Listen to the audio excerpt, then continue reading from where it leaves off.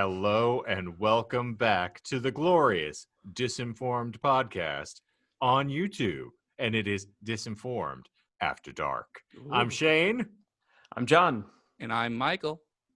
And we are happy to have you back here. We are going to have something here that is a first run program for all of us. We are breaking a seal here officially for the first time. For those of you who have not heard the episode, and that's all of you because the episode is not out yet, it was unveiled on this week's episode. I have never heard the song Helena by My Chemical Romance. Not once, not never. And so John posited that it would be a worthwhile thing for us to all watch it together and to gauge my honest reaction for the first minute and a half of the song. And I'll clarify, like up till the end of the first chorus. Okay. I think within it's a 3.5 minute song. We'll get there, I think, before then. Mm-hmm. So you were asking, like, while we're getting kind of set up to do this, if this is going to be like a wound for you, so to speak, like if this is going to permanently turn you off. Will I be traumatized? Yeah. And I say no. Like it was one of the 2 or 3 lead singles from this album. And I am a super latecomer to My Chemical Romance. I've only thoroughly started to enjoy them this year. Like during quarantine is when I started really enjoying them. Wow. Like just putting them on randomly. And it was actually, I think after watching The Umbrella Academy and enjoying The Umbrella Academy, I started to enjoy their music more because you understand that Gerard Way from the get-go was doing character bits. And even these music videos in particular are very much so world building the concept albums that he's put out. So I would say going in maybe to like brace yourself that it's going to be very 2006 or whenever this came out, emo. All right. However, the songwriting, in my opinion, is stellar. The video, once you know what you're getting into, I think is also pretty great. Okay. So we all have our videos synced. So if you guys want to participate. Yes, if you want to watch along with us, please. We are watching the official video. And so we're at the, as of right now, I have the 1 second mark here. So I'm at 0, but 0 to 1, it doesn't matter. I'll click it back here. We won't be perfectly synced. And we're at all this starting. Current We're moment, synced. just to mark it, Shane, it has 113 million. Yes. But so shall we do a Views. 3, 2, 1 in a play? I think that is a reasonable thing. So All right. Okay. 3, 2, 1, play. Oh, it's so good. Oh my goodness, this There's all the is band definitely members. a little dated. Just Lord and Master Yes. Gerard Way. he does look a lot like Draco. He's got a sexy voice like Draco too. Just wait for the chorus too. My God, the chorus, I love it so much. Oh my Super goodness. theatrical. Oh, I remember the chorus now. I wish I could sing along, but I don't. All right, here's where I'm hoping for you, Shane. oh, I'm gonna.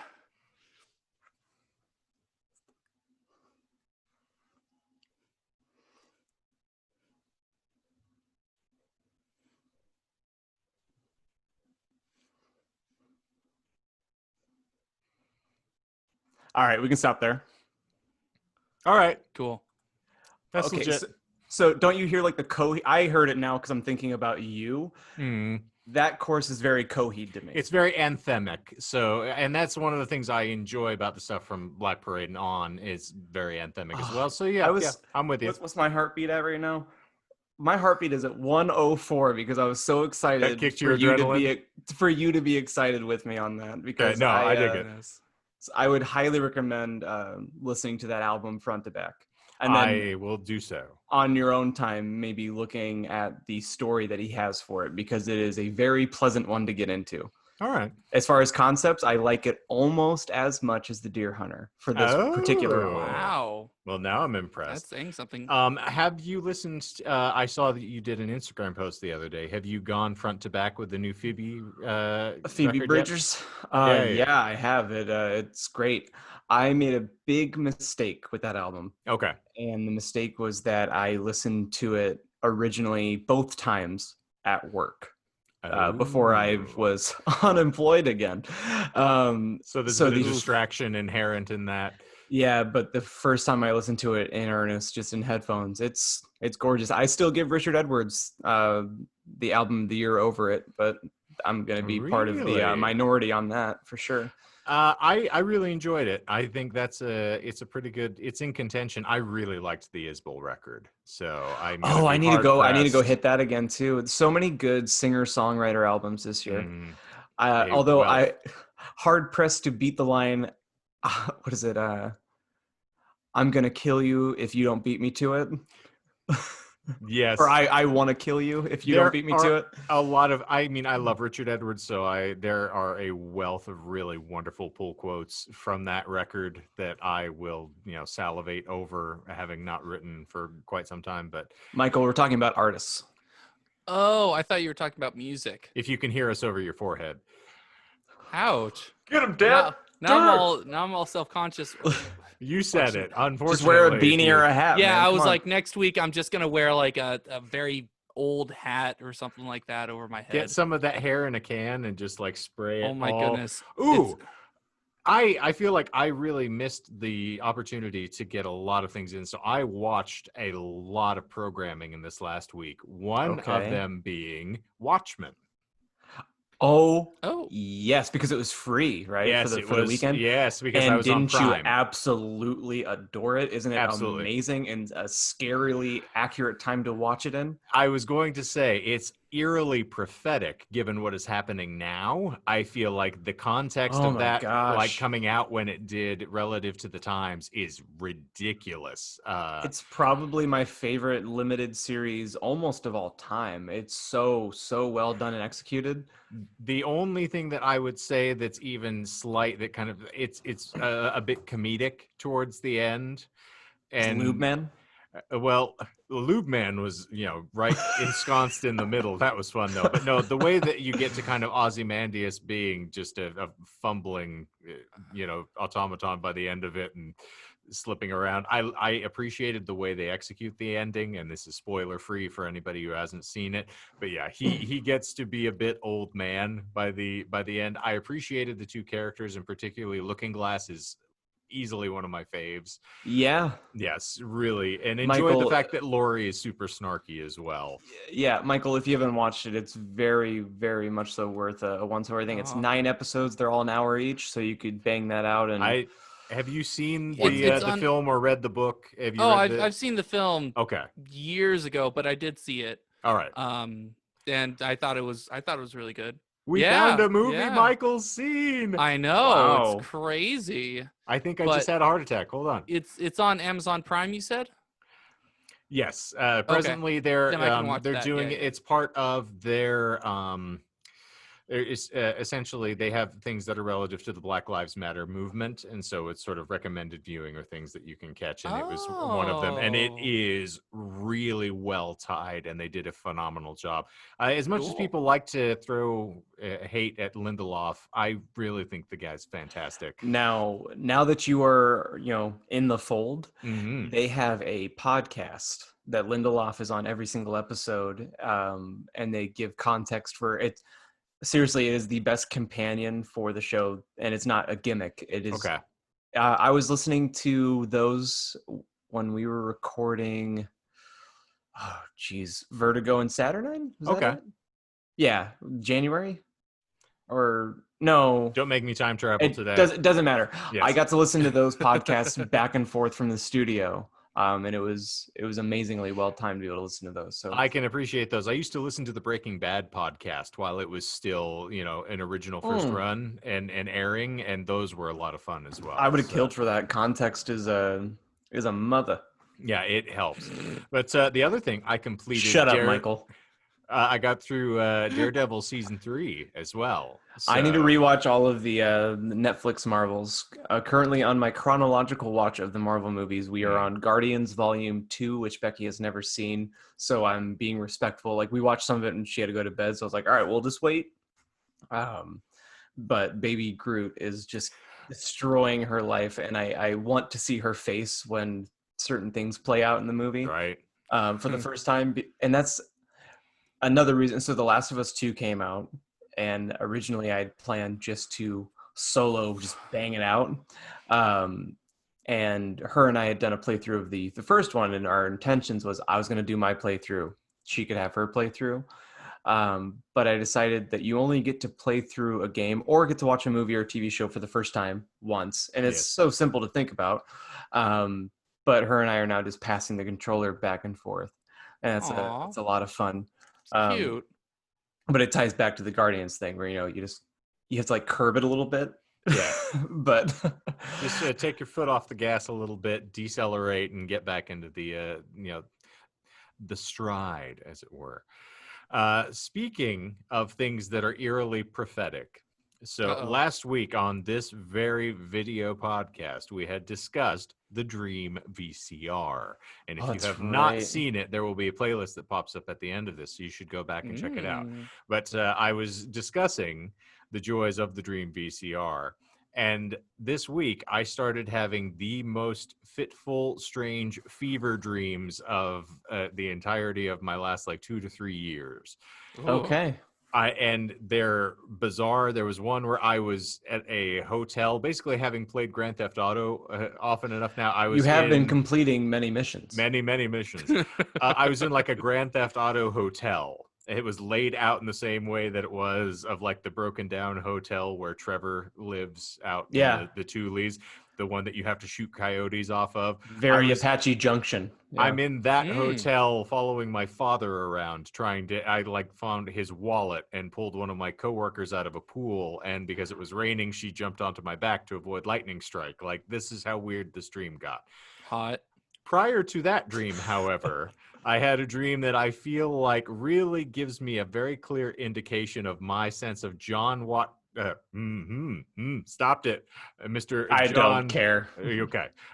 Mr. Watkins' sense of humor, one, and our relationship. So I had a dream that, and this is going to be a little case history for you and I, John. You and I were back at the first show that we technically played together, other than the coffee shop where Lyceum. we were. No, not that one. I should say the first one that I invited you to when I was trying to get back on the hog, where we went to Pier 54 in Tempe. Oh my God. And you had one of your girlfriends. Well, you had your girlfriend with you at the time. Yeah. And you said one of my girlfriends, I had 6. There's a rotating harem with John. Well, wait till the rest of the story. It's a Monday, so it's her today. So in the context of that, while John was playing, I attempted to make small talk with this woman, and she seemed terrified of me the entire time, didn't get a word out at all. So in this dream, I was in that moment. We were playing that set, and then you and I Freaky Friday'd. So I went into your body, and you went into my body. So the music got better. You'd think. So oddly enough, we weren't playing music. So then I flash forwarded from there to a party in Canada. So I'm John. I'm John. Yes, with the girlfriend. With that girlfriend in Canada. Yes, and I'm trying to find you. Now, in trying to find you, I'm still looking for you, John. I'm not looking for me. So this is how my dream is playing out. So I'm walking around this party trying to find you, not realizing I'm an idiot and I am you. I feel like this is about the time that you're going to admit that you finally started smoking or drinking. No, this is where he admits his feelings for you. And I mean, we're getting there. I've been inside of you before. Goodness. This isn't the first time. Come on. So I'm walking around this party, and to prove that we are in Canada, I have this girl with me. And yes, I am carrying a bottle of maple syrup into the party and wearing a Justin Bieber t-shirt from around that time. So it's like a Bieber. That would be Never Say Never. Yeah. So he's like, Bieber face, and I looked That's down and see amazing. the shirt, and I'm like, yeah, of course, fucking John would think. Demonetized. Congratulations. Well, might as well swing with the fences, guys. Do it. Go for it. We're done. Well, but shoot. I looked at it. I'm like, of course, John would think that the best way to sort of inure himself to or get in with Canadians is to bring maple syrup and a Bieber shirt. I'm one of you, I swear. So I'm floating I like through hockey this. too. I'm floating through this party. Go, please. Oh, I said I too know what you're talking about. So, did you guys watch the most recent season of Degrassi? Because I loved it. Oh, that was wild. No, Drake has the fattest beats. So, I'm trying to go through this party, and in looking for John, my first thought is I have to find where all of the barely dressed women are. So I'm floating through this party, ditched the girlfriend entirely, and just walking up to random groups of scantily clad females going, hey, you haven't seen this, and this is where the dream essentially culminates for me, and I woke up because a cat jumped on me, and this caused me to actually wake up. So I really would have killed to see the resolution of this thing if it had played out naturally. So if I had the Dream VCR, it would have made for very entertaining viewing. But that, to me, Fair. John, is how you play out in my brain, in my head canon. I mean, you're not too wrong. So I pulled up my my Instagram. So if you pull up your Instagram and then you just hit the search button Mm-hmm. and don't type anything in, it has your suggested, like, here's stuff that you might like, and it's Please tell me it's maple syrup. Oh, A lot of scantily it's a clad lot women. of Okay. Yep. Becky and I talk Well. about it all the time, where it's not that I have a problem, it's just that I do fall victim to clicking in, and I don't know. It's a heck of a motivator, and we've all talked about that thing sells as well documented, and but the joke for me, the ongoing things, anytime I click into the damn Instagram account. Oh, the one that you and I share. Yes, the one that you and I basically moderate and I won't show that. co-follow. I'm scared to death that Melissa's going to look over, because in the entirety is like, it is just a constant stream of breasts in some form or fashion, or someone who's not entirely clothed. Particularly if you go to do a search, I'm like, oh my goodness, OnlyFans just threw up in my feed. I don't know how. Which is funny because, like, I don't. Okay, so I accidentally shared something on our band story Okay. and didn't mean to, but it's the thing is, like, sometimes I forget which account I'm on, so some things kind of like spill over, but then other times, like, I just feel like naturally, like on the damn one, I feel a little more validated because I don't go out of my way to follow those kind of accounts on our account, because I like to, like, puff my chest out and be like, this is the professional account. Yes. But then, like, so we did some things where it would, like, kind of like social media help from if I say third party, it makes it sound like we were buying follows, which isn't what it was. But essentially, we had someone moderating for us. A dude here in Phoenix managed our account. I believe you've mentioned that prior. Yeah, kind of helped us out in a big way. But because of that, we ended up following some accounts and being followed by other accounts that have generated that. And then also sometimes our accidental searches. Yes. Or our intentional searches. Hey, I'm just I'm proud to support our local sex workers. Indeed. What's not even like worse, that, Becky. Hey, creative commerce. So the difficulty with that is we have 4 different accounts on mine, because I have my personal that I wanted to have kind of squirreled away, my music page, the damn page, and then the Disinformed page, which you might be able to find and look for if you're curious about things, or maybe that's what brought you here, and if so, please tell us. Also, huge shout out to some friends here. We've got Scott from Book Invasion, who's been helping with comments and posts, and I appreciate that immensely. So thank you for watching, Scott. It's my former compatriot from Kicker, for those of you who have followed. I do there. remember Amp Kicker. I loved Amp Kicker. And so Scott has his own thing. It is a book review site. So he does book blogging and things on the tubes of view. So I forget what the actual technical term is because I'm not that person. But so he talks books with other folks here on this lovely medium. So there may be a crossover coming at some point. Love Oh, it. that'd be a lot of fun. We can get all literary it. about this. Scott, I'm down. Ooh. Let's do it. Well, now we've already, again, broken the whole premise of this show that we are just waiting for our files to compress from our recorded session because that happened probably 5 minutes ago. But So we might as well peel the Band-Aid off or rip the Band-Aid off and do the topic or we're the, gonna go full the bore. hyperthetical. All right, This week's give it to me. hyperthetical is going to be very interesting. This is not intended to be charged, and I have no political commentary here. I'm just pulling from the material as given to me. I'm charging up. I'm already heated. Defying all expectation, a group of Scottish marine biologists capture a live Loch Ness monster. In an almost unbelievable coincidence, a bear hunter in the Pacific Northwest shoots a Sasquatch in the thigh, thereby allowing zoologists to take the furry monster into captivity. These events happen on the same afternoon. That evening, the president announces he may have thyroid cancer and will undergo a biopsy later in the week. The hypothetical is, you are the front page editor of the New York Times. What do you publish as the biggest story? Okay, so running down a good again, one. you have the Loch Ness monster. A live Loch Ness monster is found. And then a Sasquatch is shot and then brought into captivity to be studied. And then the president of, presumably the president of the United States indicates that he may have thyroid cancer and is going to have a biopsy later in the week.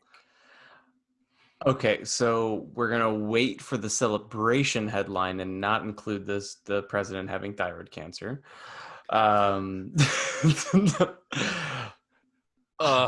it's such a tie between both of those. It's just a matter of what kind of are they considered cryptids? Yes, They are both indeed cryptozoological So marvels. They are. So essentially, it's just a battle of the cryptids at this point. Like, which one do you personally care about more? Loch Ness monster. Hashtag Loch Ness battle of monster. Out of no other reason than I just think it would be. All right. It'd be Loch Ness, Sasquatch, and then So John who's is president? John is Team Nessie. Yeah. Mr. Michael, what say you? Well, considering that I am part of the media, I'm all about the clicks or the reads. And so I would definitely go with the more people would care more about this. Whether or not I care about it is irrelevant and irrelevant. So I would choose the thyroid cancer, unfortunately. I mean, Followed by, I would say Sasquatch, because that is closer to home and people would probably care more about if there was a colony of Sasquatches on our continent as opposed to Way to be logical, nerd. That's my gimmick. Now, I'm going to point out here that I have actually worked in journalism previously, so we can add this to the caveat of things that neither of you have done that I have. And the old statement, as indicated previously, is if it bleeds, it leads. And there is only one thing that seems to be leaking claret in the entirety of this conversation, and that is the Sasquatch who was shot.